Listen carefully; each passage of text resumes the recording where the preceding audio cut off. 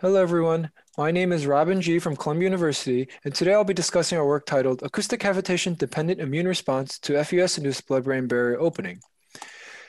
Preclinical and clinical studies have proven the safety of FUS-induced blood-brain barrier opening through techniques such as MRI, histology, and behavioral studies.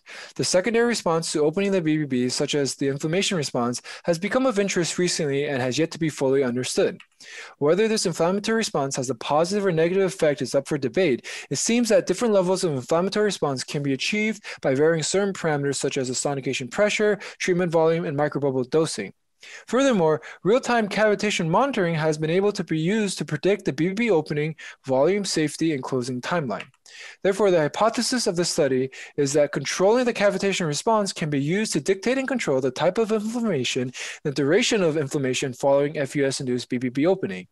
The objectives here are to implement a real-time single-pressure cumulative cavitation controller and to investigate the inflammatory response to varying levels of cumulative cavitation. Here are the experimental and sonication parameters used throughout the study. We sonicated mice in a single region within the caudate putamen using a single pressure of 490 kilopascals. So the sonication duration was varied using a cavitation controller system, which I will discuss in the next slide, and dependent on the cumulative cavitation dose targets, or CCD targets, that we set prior to the experiment. Here we use 3 different targets of low, medium, and high that corresponded to the total cavitation energy accumulated throughout the sonication. We assessed the inflammatory response within these mice at 6, 24, and 72 hours after BBB opening and used a PCR array from QIAGEN that looked at 84 different genes associated to mouse inflammatory cytokines and receptors. For our cavitation controller system, we used a single pressure throughout our sonications and quantified the total energy of each cavitation pulse between the 3rd and 9th harmonics, so the 4.5 megahertz and 13.5 megahertz.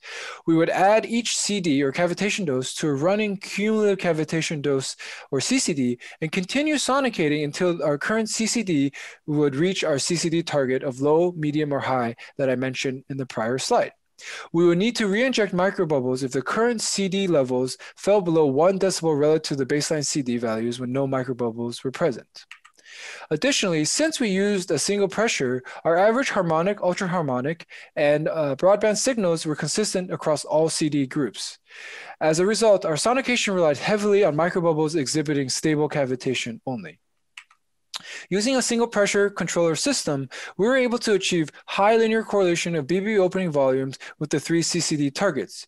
Here on the left, we can see qualitatively in these T1 weighted MRIs an increase in contrast enhancements for higher CCD targets.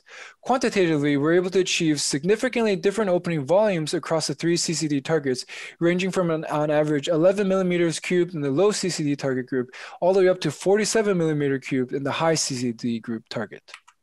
Next, we assess the gene trends of the general trends of gene expression and the 84 genes in the PCR array using volcano plots shown here.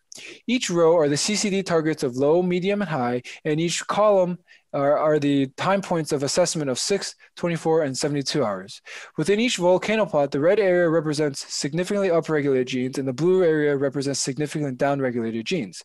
From these volcano plots, we can see that at the 6-hour time point, we have an increase in the number of upregulated genes as we increase the CCD dose, or from medium and high relative to the low.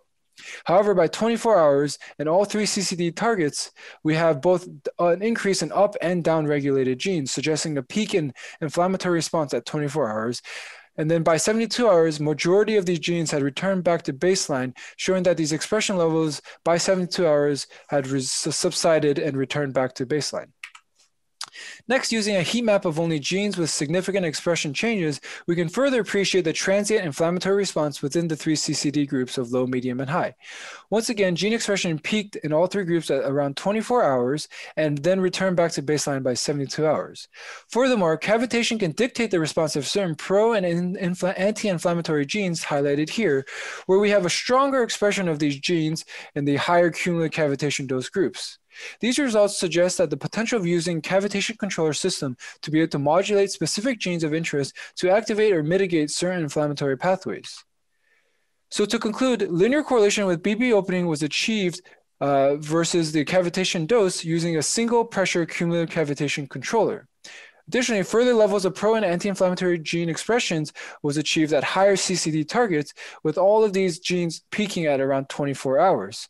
And finally, the inflammatory response at all three cavitation levels was transient and returned back to baseline by 72 hours.